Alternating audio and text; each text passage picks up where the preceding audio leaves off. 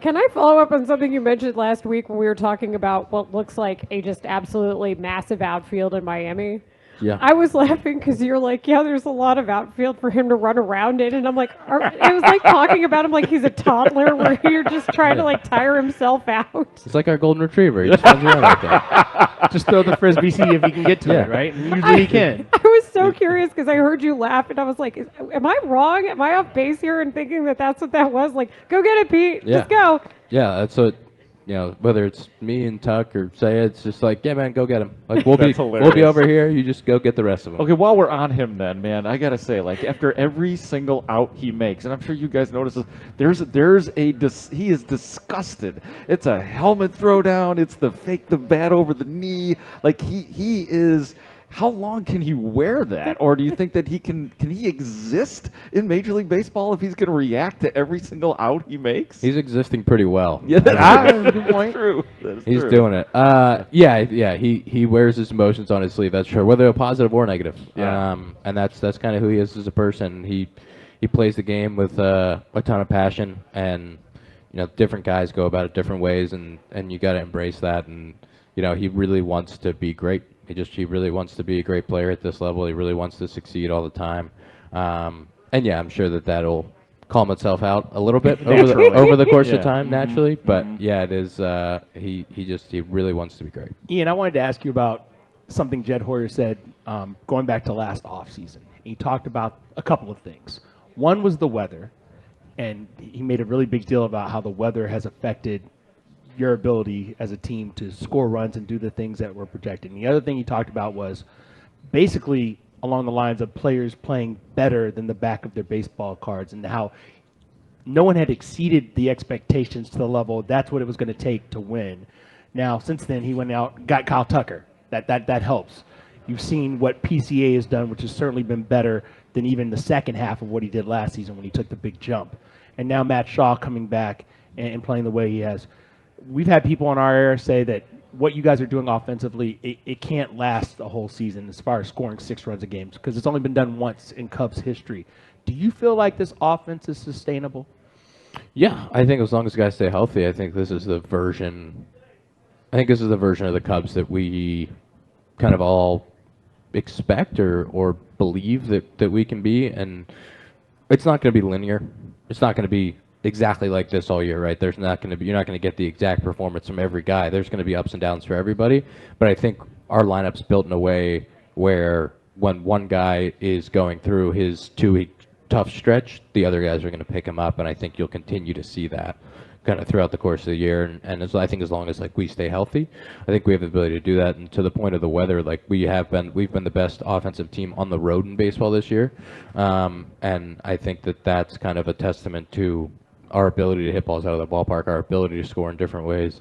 And it's something that I think I've talked about a lot today, but I really do believe that that's what makes this sustainable, is it's not just guys hitting homers with 2 guys on base. It's a lot of different ways, and kind of up and down the lineup. It's not 2 guys that are carrying the whole group. Pete and Seiya, and the amount of runs they've been able to drive in has been awesome, but you're getting it from Tucker, from Carson, from Miggy, from Dansby, all the way up and down the lineup. You're getting production, and that's huge. You mentioned Miggy. How much does that loss hurt? I mean, 4 to 6 weeks, that seems like a long time, just in the grand scheme of things. Yeah, it is, and it's really tough, and it's going to be that rehab process of the oblique is a tough one, and to go through, he's going to have to build it back, and he's going to have to get to a place where he's comfortable, but I think that the ability for this team to weather those stretches just because of the depth of the lineup is there, and I think we're all in the camp of, hey man, get that right, and you're going to be a huge part of this down the stretch. I also just want to ask you, so many times we're taught as media people to not ask the phrase, how does it feel? I kind of think that's silly, because I do want to know how it feels to you guys, how this run feels. And we've talked so much about, over the years, about data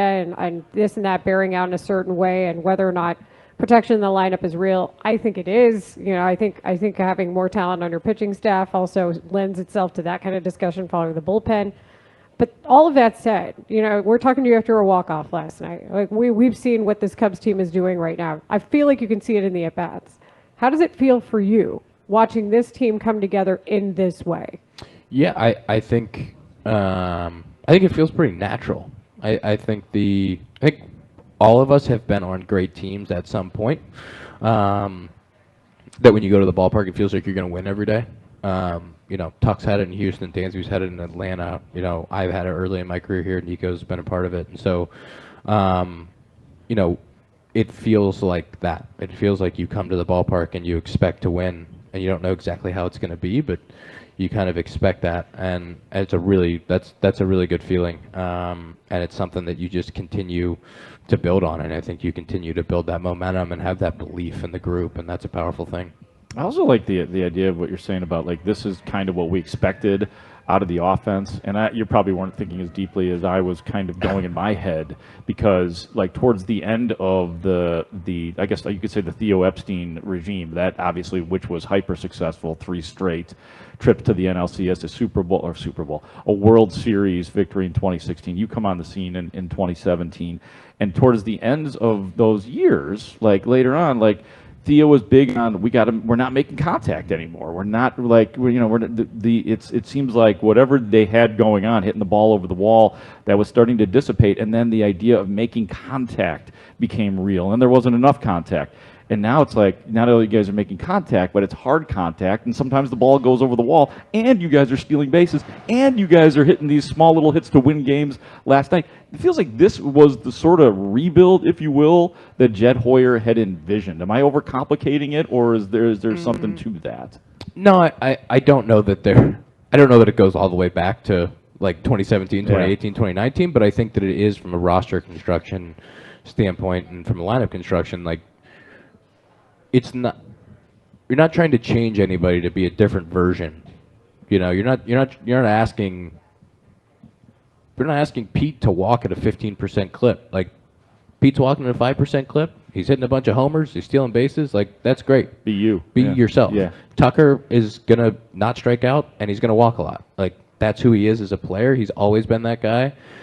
Nico's gonna put the ball in play a bunch. He's gonna have a top 5 lowest strikeout percentage in baseball. Like, that's who he is. And so you've just built a lineup of guys that you can sustain when a guy's punching 25, 30% of the time, because you have other guys in the lineup who aren't going to do that. And I think it's this nice even balance where you just let guys go and be themselves, and it flows really well. I also want to ask you that question that I had in the last segment about Jameson Taillon, because I know you guys talk quite a bit. Yeah. He's a coffee connoisseur. He really is. But it does amaze me that he's like, oh, this year I'm going to add a sweeper. Just the casual way he's able to add so many pitches into his arsenal. Right now he's working on a kick change, and this is his approach to left-handed batters or right-handed batters, and just how he casually folds in something that is so difficult for other people. What does that say about just not only his approach, but his talent? I've never been more impressed, I think, than perhaps this year in the way he talks about that aspect of his game. I think it really makes you hate pitchers, doesn't it? I'm just going to add a pitch today. It's like, you know what? I can't just add I'm going to add the homer swing today. Like, doesn't exist for us.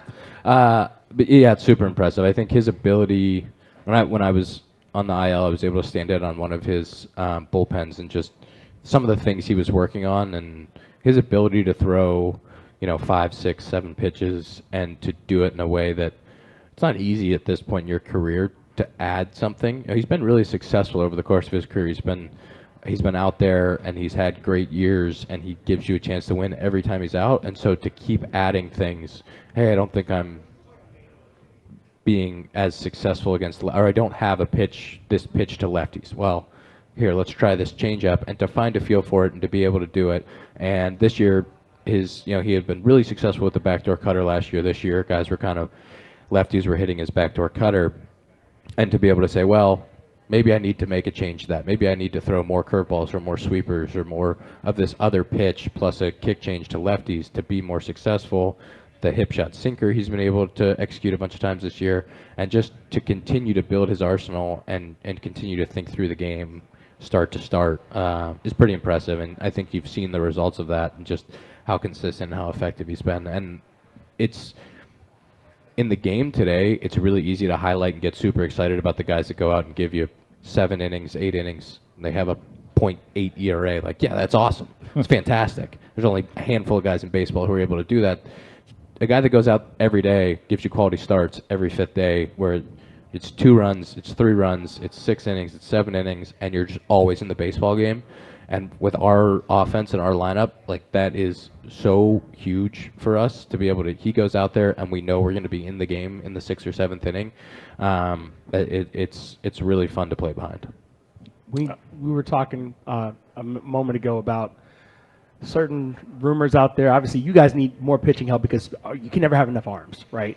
But there's been this tornado of a swell going around the city of Pittsburgh about what they're going to do with Paul Skeens. And the fact that they're already talking about punting on the Paul Skeens era in Pittsburgh is beyond wild to me, except I used to work in Pittsburgh and cover that team, and I'm not surprised at anything that ownership would do to sell their fan base short. What is this idea that they can't build and spend at least a little money around a phenom of that talent, of that caliber? He's already been an all-star in his rookie season. Why is this happening in baseball? There's a lot of reasons why it's happening. And honestly, I don't think they're going to trade Paul Skeens. I think that's more of a media blitz than reality. I don't think Paul Skeens is going to get traded from the Pittsburgh Pirates. Like, I would be shocked. But I think when you look at it, their number 2 starter, number 3 starter, however you want to say it, Jared Jones went down. He had to get season-ending surgery. So they had Skeens, Jones, Keller was kind of their top 3 that were going to be there, that were going to be available. Jones goes down. He's out for the year. Bailey's been great, and they have guys who have had good performances. The guys that they have extended, they keep Ryan Hayes and Reynolds. Like, they have some guys that they've extended. They're going to be there. And when you look at the game today, there is this, hey, if you have a superstar talent and you don't think that you're going to be competitive for 1-2 years, does it make more sense to move that guy and to get 2 big league ready players plus prospects that you think could be superstars?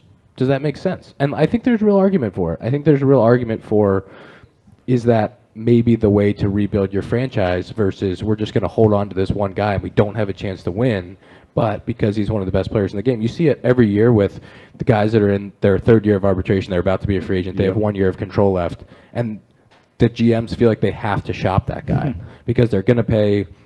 You saw it, Dylan Cease got shopped kind of late into the offseason. Like, well, we only have 1 year of control left, and we have to consider it. And with Juan Soto, you saw it.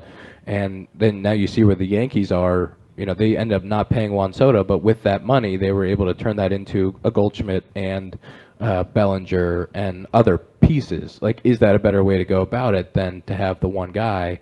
And you've seen the Nationals be able to rebuild with all the guys they got back in the Soto trade. Like, there's an argument for, and especially when you're in a small market, to say, like, maybe this is the right thing to do for the health of the franchise. I don't think it excuses having a super low payroll and not being able to build some kind of group around really, really good players. But I think there's an argument for it, but I do not think the Pirates are going to do that. I would be shocked. We're a long ways away from the end of his arbitration run. I mean, we're not even there yet. So that's why I think it was so shocking to even hear this discussion. But maybe it is just a media thing. I think it is. I think it's more of something that people are talking about because they're saying, with where they're at right now, it's like a logical thing to think of. And unfortunately, we saw it on the other side of town with Garrett Crochet. Like, you could have argued that they could have built around him. You could have also said that in his prime, would they be ready? And they end up trading him for a bevy of prospects, and that guy's probably winning the AL Cy Young this year. Yeah, and I think that you've seen the examples of superstar players getting traded and the prospect haul not working out. You see that, but you also I guess what's not talked about as much is when you hold on to a player that you think is going to be great, and then that doesn't work out. And the flip side of that, where this guy was supposed to be really good, we didn't, or it was this big prospect when a team was trying to make a run that hey, this is our untouchable guy that they didn't trade, and then he gets to the big leagues and doesn't pan out. And you don't hear about the flip side of that very often, and I think that's what makes being a GM or a team president so challenging, is you're trying to make those decisions, and you're trying to do it in the right windows and what's best for the team, and it's not a science. It's really hard. Oh, man. I was hoping it was a science. We're going to ask Ian Happ to put his American Idol judge hat on Oh, next. yeah. Oh wow. It's